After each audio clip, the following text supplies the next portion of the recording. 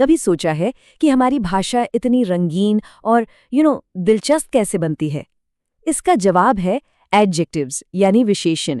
ये वो जादुई शब्द हैं जो एकदम सादे से वाक्यों में भी जान डाल देते हैं। तो चलिए आज गहराई से समझते हैं कि ये छोटे छोटे शब्द आखिर इतना बड़ा कमाल करते कैसे हैं। जरा देखिए विशेषणों का असर कितना सीधा और पावरफुल होता है। एक सिंपल सा वाक्य है, लड़की ने एक किताब पढ़ी, ठीक है। लेकिन जैसे ही हम इसमें जिज्ञासु और प्राचीन जैसे शब्द जोड़ते हैं तो ये बन जाता है, जिज्ञासु लड़की ने एक प्राचीन किताब पढ़ी। देखा, अचानक हमारे दिमाग में एक पूरी की पूरी तस्वीर बन जाती है। बस यही तो है विशेषणों की असली ताकत। तो इस पार को समझने के लिए हमें सबसे पहले सबसे बेसिक सवाल से शुरू करना होगा कि आखिर ये विशेषण होता क्या है। इसे समझना, समझ लीजिए, भाषा की नींव को मजबूत करने जैसा है। तो चलिए शुरू करते हैं। देखिए, एकदम आसान भाषा में कहें तो विशेषण मतलब एक डिस्क्राइबिंग वर्ड, मतलब वर्णन करने वाला शब्द। इसका काम बस इतना है कि ये किसी भी चीज़ या इंसान के बारे में, मतलब किसी नाउन या प्रोनाउन के बारे में हमें थोड़ी और जानकारी दे। जैसे मान लीजिए एक फूल है, पर वो कैसा है? सुंदर फूल। एक घर है, पर कैसा? बड़ा घर। ये जो सुंदर और बड़ा शब्द है ना, यही तो उसकी खासियत बता रहे हैं। यही विशेषण हैं। और पता है, विशेषणों को पहचानने का एक मज़ेदार तरीका है। असल में ये हमारे मन में उठने वाले कुछ खास सवालों के जवाब होते हैं। जैसे वो चीज़ कैसी है, कौन सी वाली है, कितने हैं या फिर कितना है। हर विशेषण इन सवालों का एक जवाब है जो हमारे सामने की तस्वीर को और भी ज़्यादा क्लियर कर देता है। ठीक है, तो अब हमें ये तो पता चल गया कि विशेषण क्या हैं, लेकिन उन्हें इस्तेमाल कहाँ करना है, ये जानना भी उतना ही जरूरी है।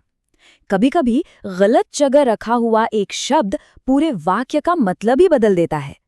तो चलिए अब देखते हैं कि एक वाक्य में इनकी सही जगह कहाँ होती है। मोटे तौर पर एक वाक्य में विशेषणों के लिए दो मेन जगहें होती हैं। पहला, नाउन के ठीक पहले, जैसे एक लाल कार। यहाँ कार नाउन है और लाल ठीक उससे पहले आया। दूसरा होता है वर्ब यानी क्रिया के बाद, जैसे आकाश नीला है। यहाँ है वर्ब है और नीला उसके बाद आया। दोनों ही तरीके बिल्कुल सही हैं, बस उनका इस्तेमाल सिचुएशन के हिसाब से होता है। अच्छा, अब ये मत सोचिएगा कि सारे विशेषण एक जैसे ही होते हैं। नहीं, असल में ये एक बहुत बड़ा परिवार है और इस परिवार में हर मेंबर का अपना एक खास काम है। तो चलिए इस एडजेक्टिव फैमिली के कुछ खास मेंबर्स से मिलते हैं। तो इस परिवार में सबसे पहले आते हैं डिस्क्रिप्टिव एडजेक्टिव्स, जो बताते हैं कि कोई चीज़ कैसी है, जैसे बहादुर सैनिक।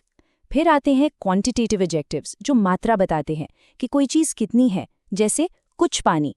और फिर हैं न्यूमेरिकल एडजेक्टिव्स, जो हमें गिनती बताते हैं, चाहे वो पक्की गिनती हो जैसे 3 भाई, या अंदाजन हो जैसे कई छात्र। इस परिवार में और भी मेंबर्स हैं, डेमोन्स्ट्रेटिव एडजेक्टिव्स, जो किसी खास चीज़ की तरफ इशारा करते हैं, जैसे ये किताब। फिर आते हैं पोजेसिव एडजेक्टिव्स, जो बताते हैं कि कोई चीज़ किसकी है, मेरी कार, उसकी ड्रेस। और आखिर में, जैसा कि नाम से ही पता चल रहा है, इंटेरोगेटिव एडजेक्टिव्स, जो सवाल पूछने के काम आते हैं, कौन सी किताब। और अब मिलिए एक बहुत ही स्पेशल मेंबर से, प्रॉपर एडजेक्टिव्स। ये बहुत अनोखे हैं, पता है क्यों? क्योंकि ये सीधे प्रॉपर नाउन्स, मतलब किसी खास जगह या इंसान के नाम से बनते हैं। जैसे इंडिया से बना इंडियन कल्चर, या अमेरिका से बना अमेरिकन चीज़। इन्हें पहचानना तो बहुत ही आसान है। ठीक है, तो अब हम विशेषणों के परिवार से तो मिल लिए। अब देखते हैं कि इन्हें और पावरफुल कैसे बनाया जा सकता है, क्योंकि एडजेक्टिव्स का काम सिर्फ चीज़ों के बारे में बताना नहीं है, बल्कि उनकी तुलना करना, उन्हें कंपेयर करना भी है। तुलना करने के समझ लीजिए 3 लेवल्स होते हैं। पहला है पॉजिटिव डिग्री, जो एडजेक्टिव का बेसिक फॉर्म है, जैसे टॉल। फिर आता है कंपैरेटिव डिग्री, जब दो चीज़ों की तुलना हो रही हो तो हम कहते हैं टॉलर। और जब मुकाबला 2 से ज़्यादा में हो और हमें बेस्ट को चुनना हो, तब आता है सुपरलेटिव डिग्री, द टॉलेस्ट। लेकिन हर कहानी की तरह यहाँ भी कुछ रूल ब्रेकर्स हैं। कुछ एडजेक्टिव्स ER या EST वाला नियम नहीं मानते। तुलना करते समय ये अपना रूप पूरी तरह बदल लेते हैं। जैसे गुड का गुडर नहीं होता, बल्कि बेटर और बेस्ट होता है। वैसे ही बैड का बन जाता है वर्स और वर्स्ट। इनको बस हमें याद रखना पड़ता है। चलिए अब एडजेक्टिव्स के इस्तेमाल में मास्टरी करने की तरफ बढ़ते हैं, ये जो अगला हिस्सा है ये कुछ एडवांस्ड रूल्स के बारे में है। इनको समझ लिया तो भाषा और भी सटीक और इम्प्रेसिव हो जाएगी। अच्छा, कभी ये सोचा है कि जब एक ही चीज के लिए कई सारे एडजेक्टिव्स इस्तेमाल करने हो तो क्या होता है? क्या उन्हें किसी भी ऑर्डर में रख सकते हैं? जवाब है नहीं। इंग्लिश में एक तरह का अनकहा नियम है जिसे the royal order of adjectives भी कहते हैं।